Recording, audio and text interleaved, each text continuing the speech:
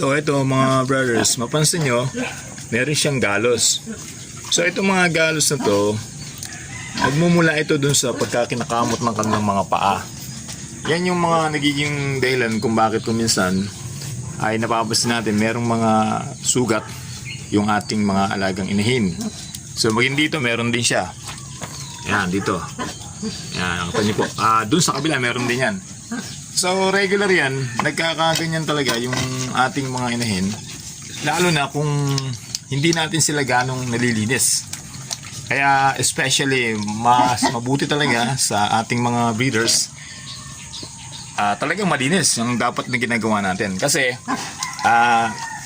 ugali ng mga baboy yan na yung kinakati sila, nakakaramdam sila ng pangangati.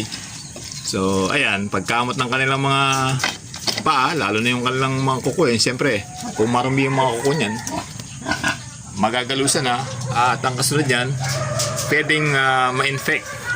So ang nangyayari, gagawin natin, bibili tayo ng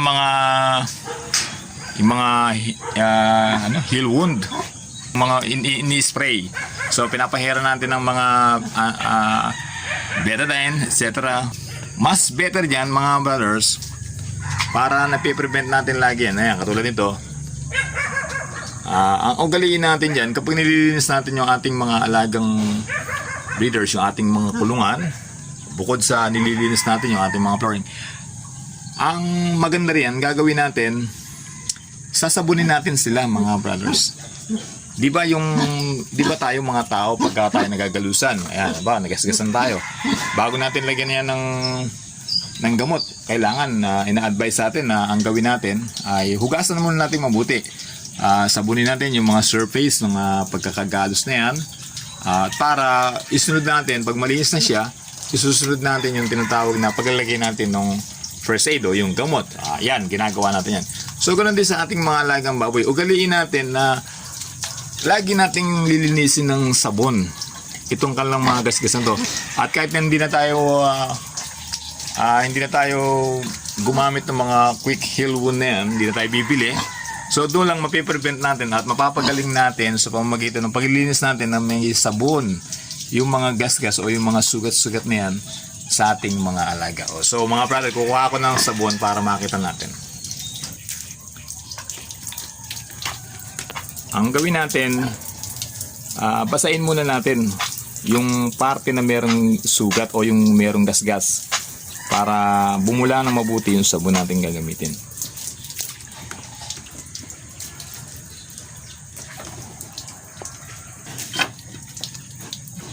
So ganito lang mga brothers, ito. Kung mapansin nyo,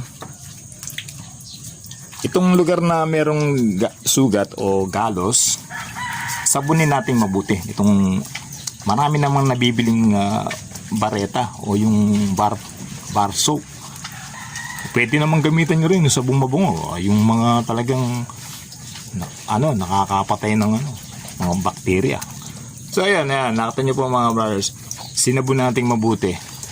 Medyo patuyuin natin sa balat ng ating alaga para yung sugat niya, yung galos niya ay mabilis na matuyo yan. Sabihin ko po sa inyo mga brothers, kung ganyan ang gagawin natin, bukas hanggang sa isa pang bukas, tuyo yan, yung sugat na yan na kung saan nandun sa ating mga alaga, bunga ng kanyang pagkakamot. So kasi ang sekreto talaga dyan, ito po, ayan, mapansin nyo, sabunin natin, ayan, medyo patuyuin natin, siguro po mga 10 minutes, banlawan natin. Mapipigil natin yung pagdami ng kanyang mga galos at mabilis na gagaling yung sugat. At ang maganda pa riyan, napapanatili nating malinis yung ating mga alaga. So dagdag tip lang yan mga brothers sa ating pag-aalaga sa ating mga inahin. Ito katulad ng siomay, lagi natin ginaganyan yan. Kahit na wala silang sugat, ugaliin natin yung sinasabon natin yung mga parting ilalim ng kanilang katawan. Example, yung kanilang mga dede, tapos yung mga gilid-gilid ng hita na yan.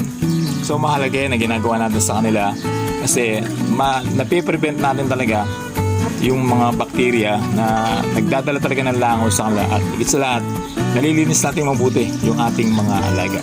So mga brothers, maraming salamat sa inyo. At patuloy niyo po i-subscribe yung ating channel. My brother is not a pig. Tips para sa ating pag-aalaga ng ating mga alaga. Baboy, especially po sa mga breeders natin. So, maraming salamat po sa inyo. God bless.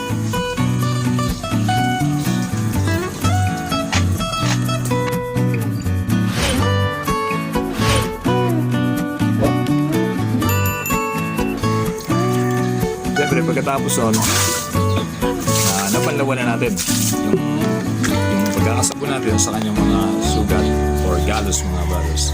At simula na yan para gumaling ng galos at sugat na ating